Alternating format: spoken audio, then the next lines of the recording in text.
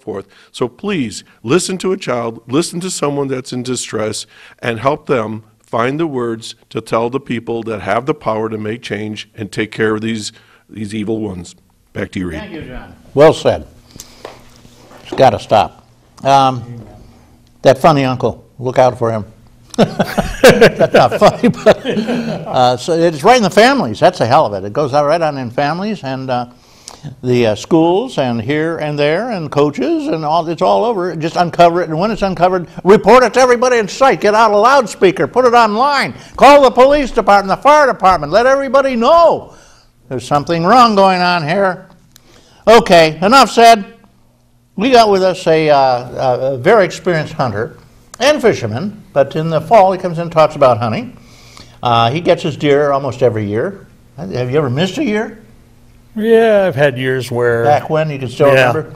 At any rate, Don Pituch is he's our editor for Field and Stream, and he's going to be talking about field today, and he's going to tell you how to get your deer. He knows about 25 secrets that will get your deer, and it's guaranteed you'll get your deer if you follow every one of his secrets. He's going to tell us about the venison donation program, which is if you don't want your deer, you get a deer, you decide you don't need it or whatever, you can turn it over. Just call your local town clerk, and there is a food program whereby they take the deer, they grind it up and make a nutritious hamburger and out of it, and they give it to the poor and the needy. And it's a very important program, and it gives people donate millions of tons of venison every year to this program. It's just terrific. I don't know about millions of tons, but a lot of tons. And it's a great program. So bear in mind, if you want more information, call your town clerk. He's the one who issues your license in most cases, and your town clerk will be very happy to tell you where to take it. And there are local stations around the area where you can take your deer. And I might say it's a wonderful program. I'd mentioned the gleaners and the vegetables. We have all the farm products, the peaches, the tomatoes, all the wonder. We have nuts. You know, there's millions of nuts go waste here. The walnuts and black walnuts and white walnuts, which are better known as butternuts, and all kinds of wonderful nuts. They go to waste because nobody picks them up. Beech nuts are delicious, and they're little tiny things, but there are beech trees everywhere, and if you can rank them up by the bushel. There are nuts all over the place. Makes me nuts. Including two here, right? Yeah, two right here. Don Pituch. So, Don, good morning. Good morning, Reed.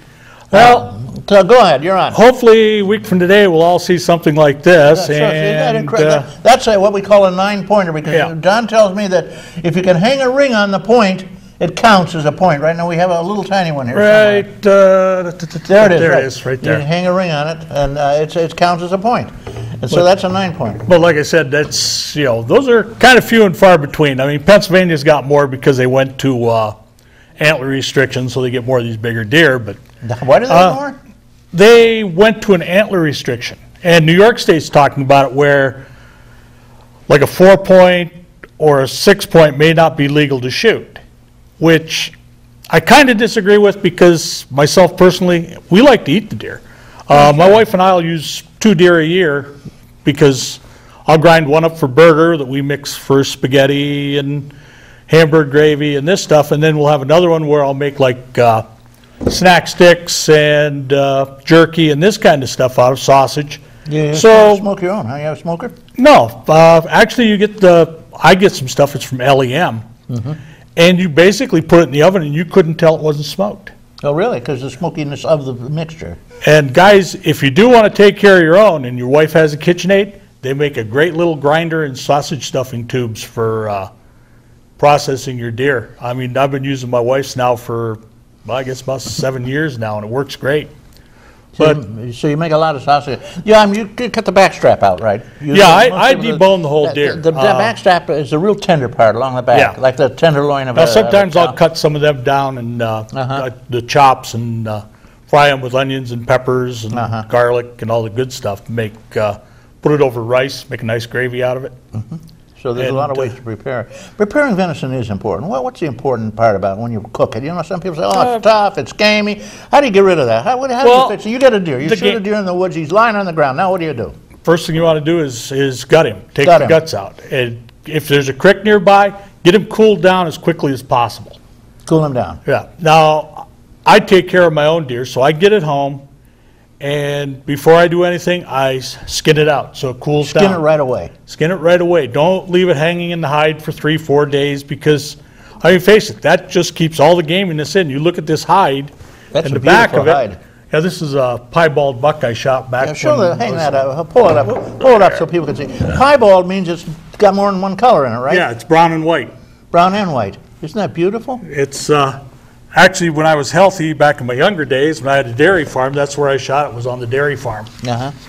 But You could make a beautiful jacket or something out of that kind of thing, couldn't you? yeah, it's kind of something you keep as a trophy. Sure, yeah. You know, if you get one of these in your lifetime, same way with a big buck like that, Yeah. count your blessings. But Okay, so now you got your deer. You Okay, I skinned it. What do you process do with the my- skin? When- you can take them.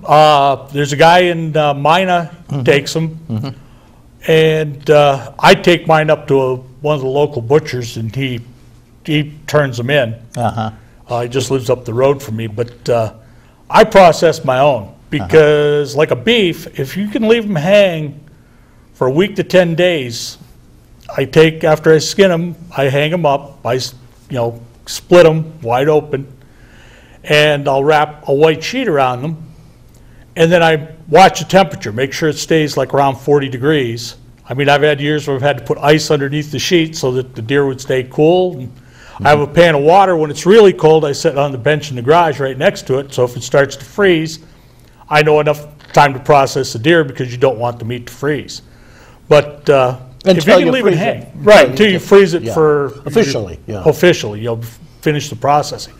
But if you can do them yourself, you'll have a lot better and different tasting animal. But the processors do a good job, but you've also got to realize they can't leave it hang for a week, 10 days, And so furthermore, that gaminess comes out of it. It's going to cost you $60, $70 too.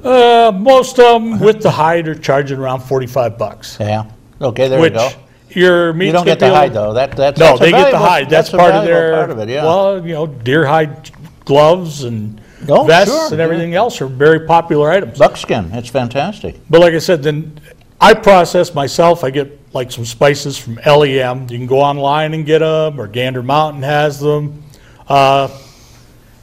And with the KitchenAid, I actually make my own snack sticks and this stuff, which I'll make like 20 pounds of snack sticks out of deer. No And, kidding.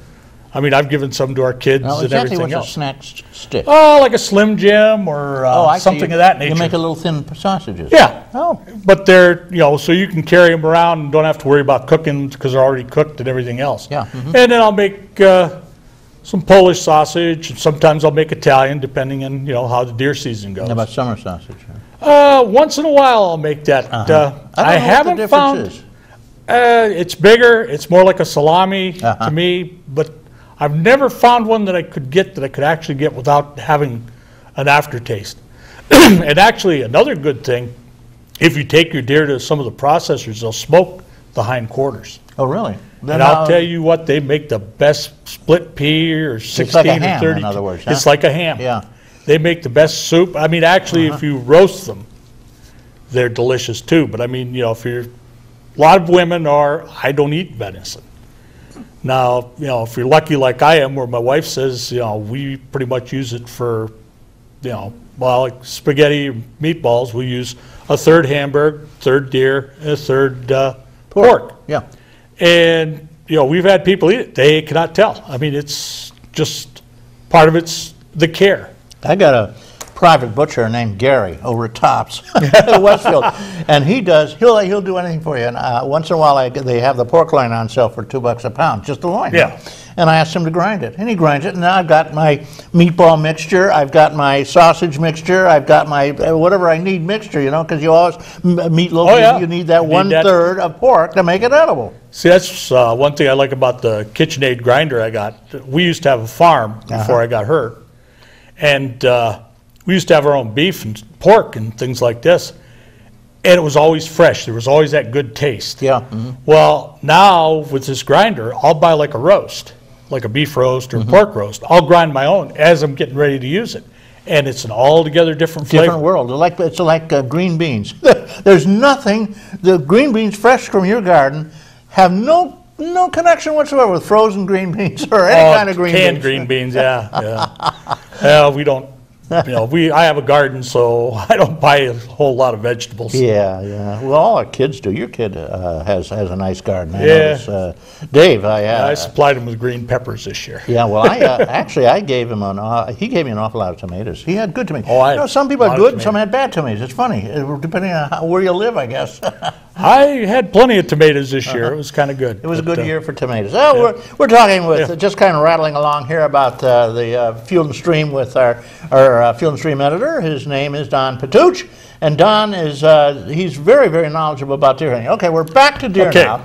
Now you got the deer hanging, right? And it's hung for. It's become prime meat now because all the bad stuff dripped out of it. And all the enzymes broke down the meat, and the meat is much more tender. It's like prime. Now you go down and you cut it down from your garage, and what do you do next?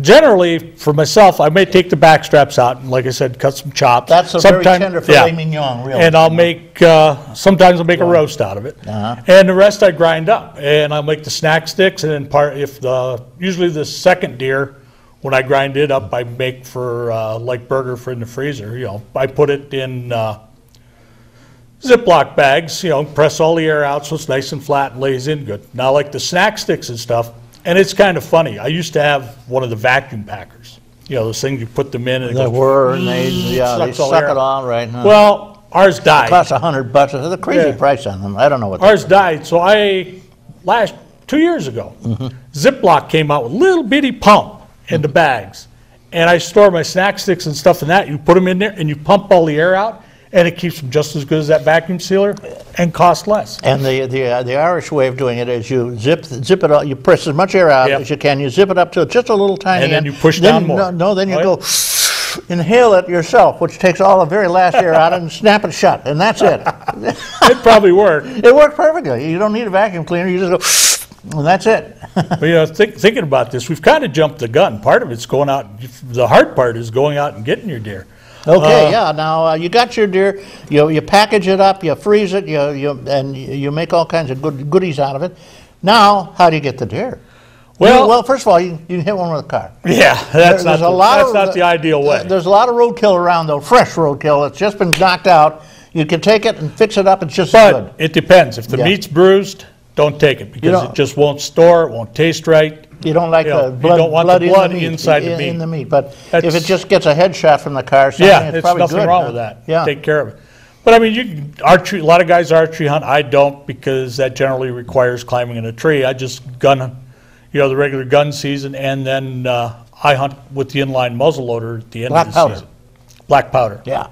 And to me, that's the most fun way because you've got one shot. I mean, I don't know how many years it's been since I've had to take 2 shots at a deer, but because part of any, type of hunting is practicing with your gun, knowing what your gun is or your bow, and knowing and having the confidence that when I point and I shoot, I'm going to hit that deer, and I'm going to hit it where I want to hit it. You're not going to just injure it and have it go flying away all hurt. And don't take any, you learn. My case, I can't track them a long ways, so I don't want them to track. I bought bullets the bullets, I guess I bought them 7 years ago the first time. And I've never had a deer go more than 2 foot. They just drop. You hit them right through the chest. I mean, they're expensive. I'm not going to argue with anybody, but they work for me. And if somebody wants to use the cheaper ones, more power to them. But well, now wait a minute. Let me stray a bit here. You say bullets. Now, before you could only use shotguns in Chautauqua County, although the rest of the state went with the rifles.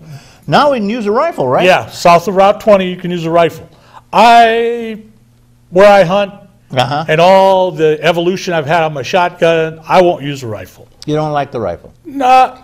What's the difference between a rifle and you got a longer range, flatter trajectory, supposedly more knockdown power.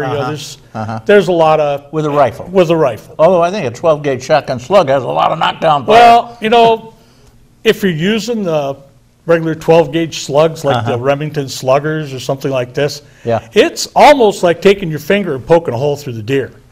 Now, like I use some Remington copper solids, and I know other guys use Hornady ballistic tips. They hit a deer, they do the same as a rifle. They'll expand and basically do I would say a nastier job. I've shot deer with a rifle and I've shot deer with a shotgun, and I just can't see changing. Like I said, I've had an evolution. I've had my shotgun that I use in 1100 Remington since 71, and I started out, when I first bought it from the reading I did, you wanted a skeet barrel, so